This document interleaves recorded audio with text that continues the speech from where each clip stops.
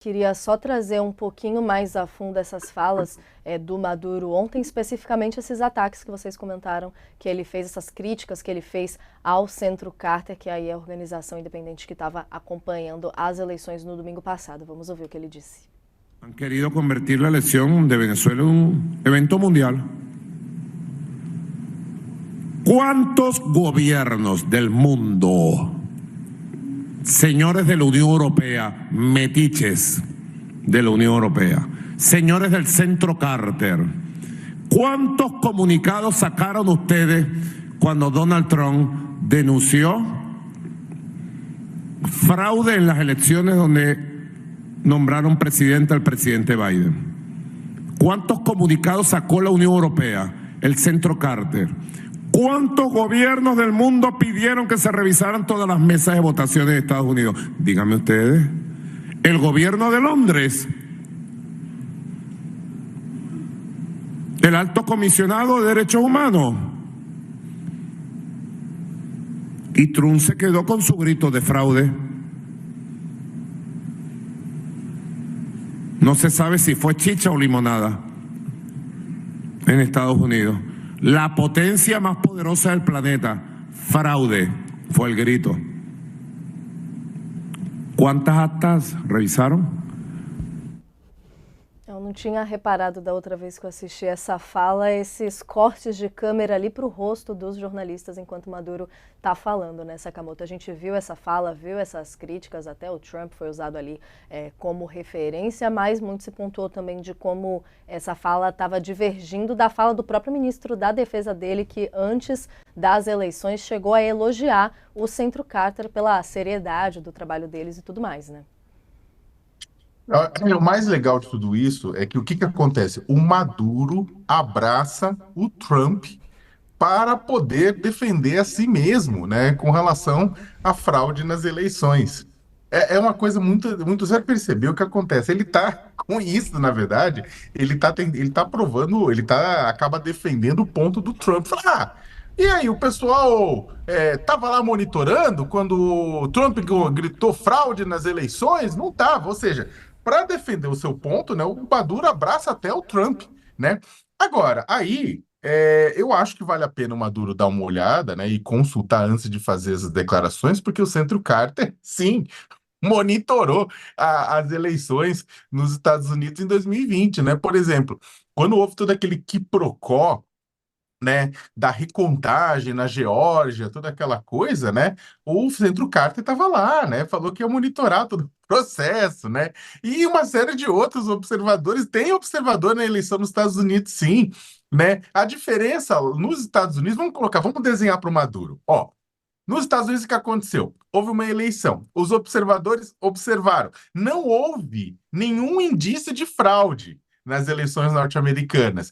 Quem gritou fraude é o Trump porque perdeu nas urnas, né? Ele gritou fraude porque ele perdeu nas urnas. Se ele tivesse ganhado nas urnas, ele teria falado que foi limpa, né? Então, o que acontece? Você teve observadores, sim, e sempre tem, né? Você tem gente, vários dos atores que estão falando da Venezuela estavam nos Estados Unidos, as eleições foram dadas como limpas, né, consideradas como limpas, não houve indícios. Os indícios de fraude foram inventados por Trump, que utilizou isso, inclusive, para empurrar os seus seguidores no dia 6 de janeiro de 2021 para atacar o Congresso norte-americano no momento em que os parlamentares chancelavam a vitória de Joe Biden no colégio eleitoral. Né? É isso que aconteceu. E aí que tá, o que acontece na Venezuela agora? Os observadores foram, né?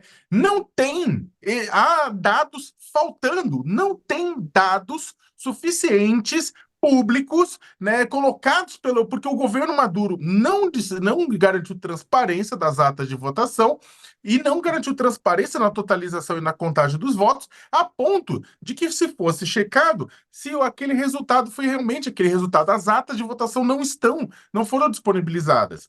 Então, o que acontece? Aí o que acontece? Os observadores falam, olha, não dá para você atestar a lisura das eleições. Porque qual que é a diferença nos dois casos? Você teve observadores, você teve outros países, você teve imprensa observando os dois casos. O primeiro verificou, falou, olha, tá limpo. O segundo falou, olha, tem buraco aqui. E o Maduro não fala isso. A questão não é a presença estava lá. A questão é que no caso da Venezuela tem um buraco. No caso do Brasil, nas eleições do ano passado de 2022, no caso das eleições do Biden, ou em outros casos, eleições mesmo do Trump em 2016, né? Não houve fraude eleitoral em 2016 com a eleição do Trump. Não houve fraude eleitoral em 2018 com a eleição do Bolsonaro, apesar do Bolsonaro falar, ganhei no primeiro turno. Até ele pode falar qualquer coisa, ele pode falar, sou o mais bonito do mundo e sabe, e cola quem quer. Mas não houve fraude em 2018 no Brasil, não houve fraude em 2020 nos Estados Unidos, tinha observadores em ambos os casos. Agora, não houve fraude em 2020 nos Estados Unidos, não houve fraude em 2022 no Brasil, apesar de Trump e Bolsonaro acusarem isso a 4 vezes, porque simplesmente perderam. O que acontece com Maduro é que, copiando Trump e Bolsonaro, Maduro, ao que tudo indica, perdeu.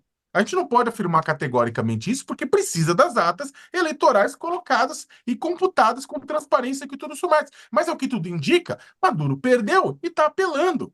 Só que a única diferença é que ele está apelando em cima sentado na cadeira presidencial de um governo que controla as instituições do país. Ao contrário dos Estados Unidos de Trump e ao contrário do Brasil de Bolsonaro, aqui e lá você tinha justiça, você tinha Congresso, você tinha imprensa, você tinha sociedade civil mais livres do que na Venezuela. Então, o que acontece? Um monte de gente estava controlando e fiscalizando o tempo inteiro. Na Venezuela é mais difícil, até porque agora, como a gente está vendo, agora quem vai fazer, quem o Maduro está pedindo para fazer recontagem, para fazer análise, são instituições que estão conectadas ao madurismo. E aí esse é o grande problema. Lá na Venezuela está tudo dominado. Em outros, nos Estados Unidos e no Brasil, pelo menos por enquanto, não. Né? O que faz uma grande diferença no final das contas. Então, tudo isso é retórica do Maduro, é tudo isso mimimi. Tem gente que cai, porque tem sempre o chinelo velho para um pé cansado, né? Mas ele vai pressionando. Isso também é sintoma de que ele está se sentindo pressionado, né? Eu não tipo, é muito difícil ele sair do poder sem os militares dando as costas para ele, e os militares estão com ele. Mas isso mostra só que o problema na Venezuela está apenas começando. E entra num tom de defensiva ali na fala, né, Josias? Além do Centro Carter, a gente viu também a Organização dos Estados Americanos não reconhecendo o resultado da eleição. Ontem teve uma sessão para tentar aprovar ali uma resolução sobre o resultado da eleição que não conseguiu ser aprovado. Houve impasses nessa discussão, acabou não sendo aprovada. Estava puxando aqui, ao todo foram 17 votos a favor aí de países como Estados Unidos, Chile, Costa Rica, Equador, 11 abstenções, a gente inclui nessas abstenções o próprio Brasil, também Colômbia e México, e nenhum voto contra e 5 ausências também. Para ser aprovada essa resolução precisava de pelo menos 18 votos, de acordo com o regramento do órgão multilateral. Mas aí a gente entra na mesma linha dessas críticas ao Centro Carter, um impasse ali dentro da própria OEA. De certa forma é tudo que Maduro quer também para reforçar essa retórica aí que o Sakamoto citava, né?